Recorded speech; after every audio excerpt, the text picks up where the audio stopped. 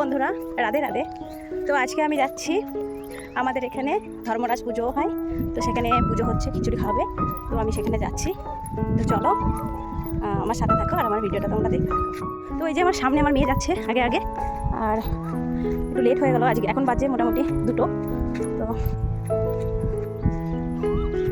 তো ধর্মরাজ পুজোর প্রসাদ খেতে মোটামুটি অনেক লোক আসে এখানে, এটা বছরে একবারই হয় আমাদের এখানে।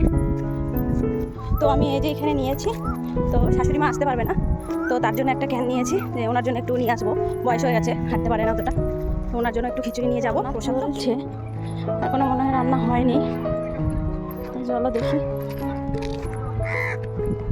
না না, রান্না হয়ে গেছে, সবাই খেতে বসে পড়েছে।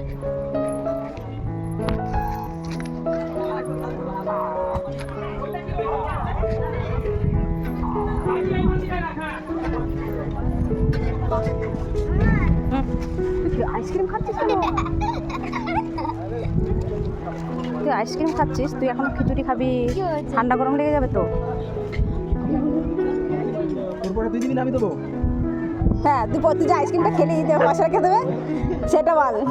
হ্যাঁ ঠিক, তো এটা তো না, তুই তো আমাকে জিজ্ঞাসা করে খাসনি, তাই না?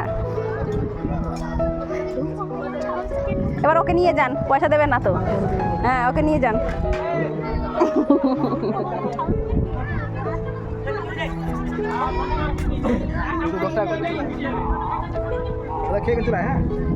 দিল দিল।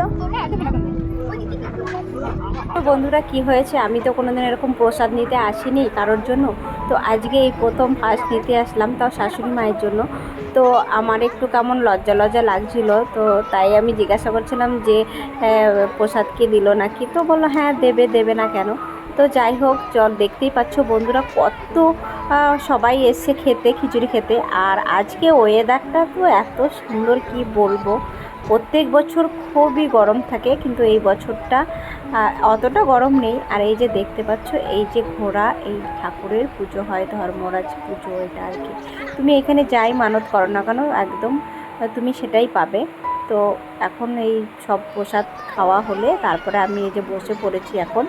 তো এখন মোটামুটি অনেকটাই খালি হয়ে গেছে, আর মেয়ে আর আমি এই যে এখন বসেছি খেতে।